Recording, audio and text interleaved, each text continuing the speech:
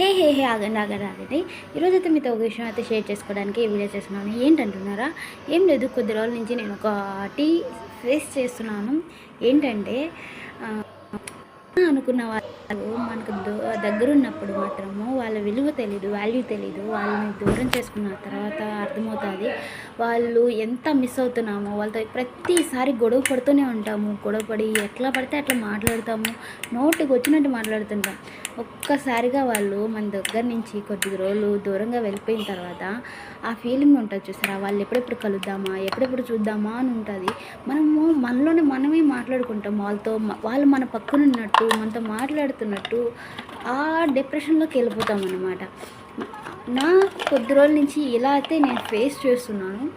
But వాళ్ళు ఇంకా కొద్ది రోజులు మన దగ్గరికి వస్తున్నారు అంటే, ఇంకొక 2 డేస్లో వస్తున్నారు అనుకో, అప్పటికే తట్టుకోలేము మనము. ఇంకా టైం అవ్వలేదా అని రోజులో 24 అవర్స్లో 200-500 టైమ్స్ ఫోన్ చూస్తూనే ఉంటాం. ఇంకా టైం అవ్వలేదా అని. కానీ 2 డేస్ 2 ఇయర్స్గా అయిపోతుంది. కొందరికైతే మీకు ఏమన్నా అలా అనిపించుంటే కొంచెం కామెంట్ చేయండి. వాళ్ళు చూసే వరకైతే మనమైతే తట్టుకోలేదు మన మనసు. సరే, టాపిక్లోకి వచ్చేస్తే ఈరోజైతే నేను ఎగ్ ప్లాంట్తో కొంచెము డిన్నర్ అయితే ప్రిపేర్ చేస్తున్నాను. ఇలా ఎగ్ ప్లాంట్ని పీల్ చేసుకొని అన్నీ కొంచెం సాల్ట్, కుర్కుము అండ్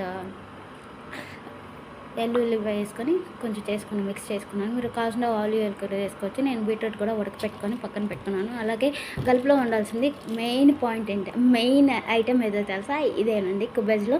ఈ కుబేజ్లో లేని ఇల్లు అంటూ ఉండదు, మార్కెట్ అంటూ ఉండదు, ఏది ఉండదు. కానీ దీంతో నేనైతే డిన్నర్ అయితే